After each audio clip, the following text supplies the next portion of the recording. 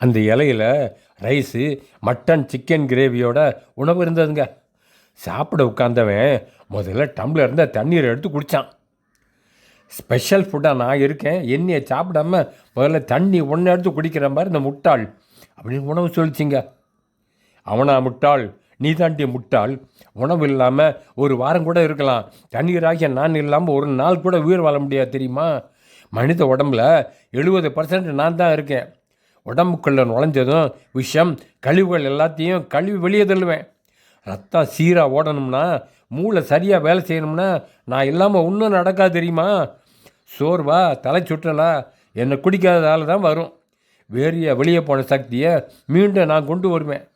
உடம்பை குளிர்விக்க, இதயத்தை பாதுகாக்க, தசைகளுக்கு உயிர் கொடுக்க நான் ரொம்ப அவசியம் தெரியுமா? போதுமான தண்ணி குடிக்கலன்னு வையி, உடம்புல உள்ள ஸ்பேர் பார்ட்ஸ் எல்லாம் காலியாயிரும். அப்புறம் டெட் பாடி தான் என்ற தண்ணி. அது சொன்னதெல்லாம் ரொம்ப கரெக்டு தானுங்க.